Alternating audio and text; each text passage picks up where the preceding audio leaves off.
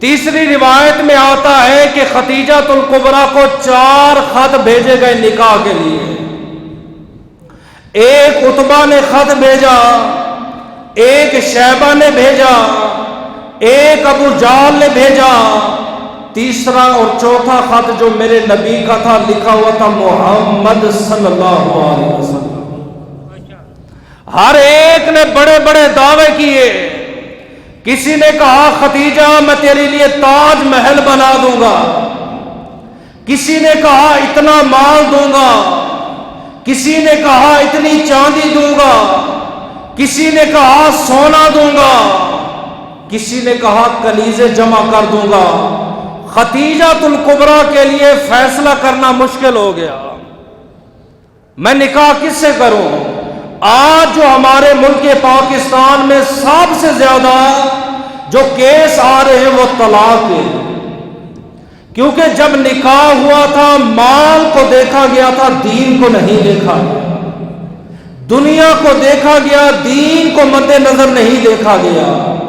آج بھی کوئی لڑکا کسی سے نکاح کے لیے آئے، پہلا سوال جاب کیا کرتا ہے، عمر کتنی ہے، کیسے رنگ کا مالک ہے، کیسے قد و قامت کا مالک ہے، ہمیں اس کی تصویر دکھائی جائے۔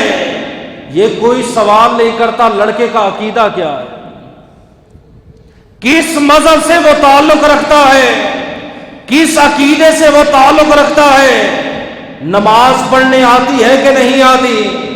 ہم جس کو بیٹی دے رہے ہیں، اگر ہماری بیٹی مر گئی تو اس کو جنازہ بھی آتا ہے کہ نہیں آتا، اس کو بیوی کے حقوق کے بارے میں علم ہے، اس کو والدین کے حقوق کے بارے میں علم ہے، اس کو ساس اور سسر کے حقوق کے بارے میں علم ہے، اسے حقوق زوجیت ادا کرنے کا طریقہ معلوم ہے، اسے وضو کا طریقہ آتا ہے کہ نہیں آتا، اسے وضو کے فرائض اور سنتوں کے بارے میں علم ہے، اسے غسل کے بارے میں علم ہے کہ نہیں ہے۔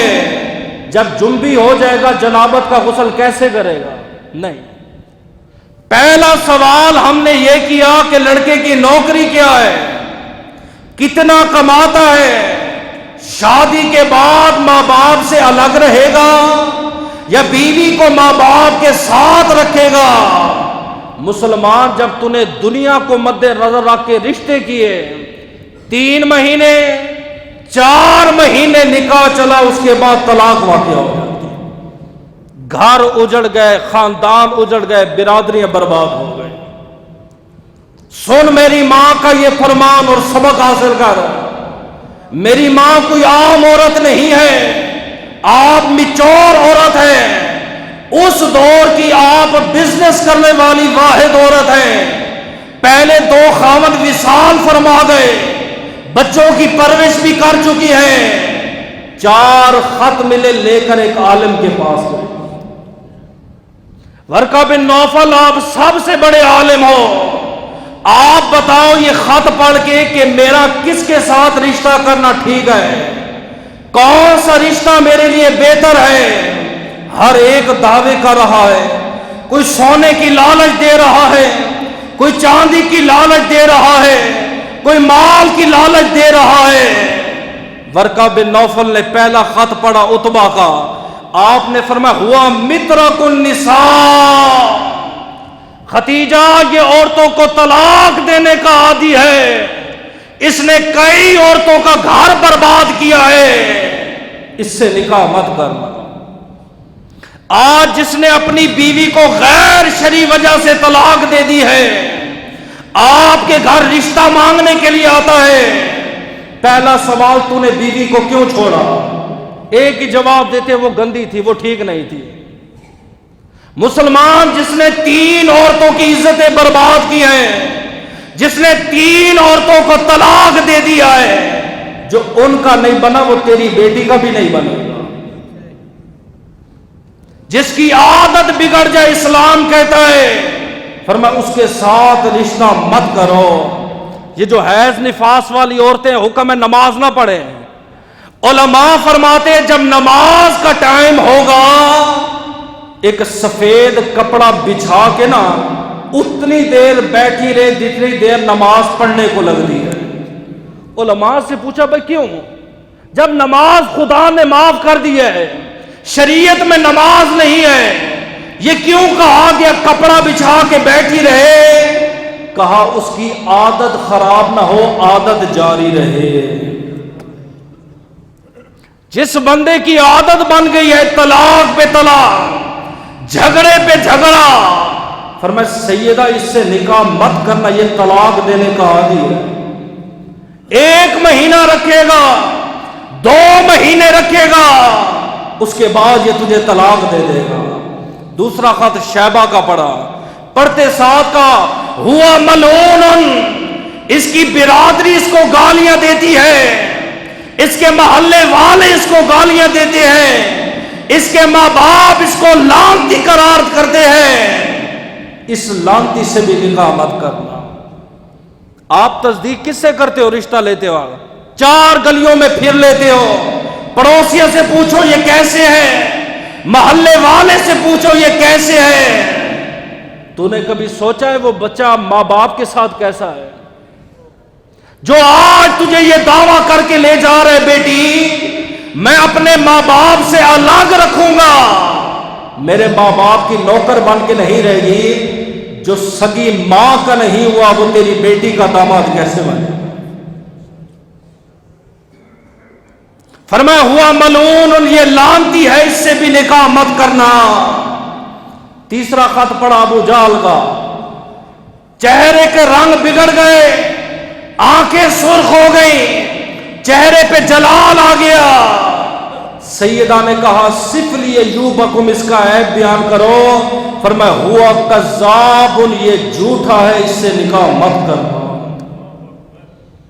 हर बात में झूठ बोलता है, चौक पे बैठेगा, एक कहानी वो सुनाएंगे, 9 कहानियां ये बयान करेगा, इसे एक लम्हे के लिए ख्याल नहीं आता इस हाल में मैं मर गया कौन सा मुंह लेकर दरे रसूल में जाऊं। बेटा सामने है, झूठ बोल रहा है, गवाह बना रहा है, बेटियों के सामने झूठ बोल रहा है, माँ बाप के सामने झूठ बोल रहा है। फरमाया सैयदा ये झूठा है, इसका एतबार नहीं, इससे निकाह मत करना। चौथा और आखिरी खत मेरे नबी का था, जमीन पे बैठा हुआ था, जब निगाह नामे मोहम्मद पे पड़ी इस्तकबाल के लिए खड़ा। कौन से हमारे पीछे जुम्मे पड़े थे, कौन से हमारे कुरानों का तर्जमा पड़ा था, कौन से आला हजरत का फतावा रिजविया पड़ा था।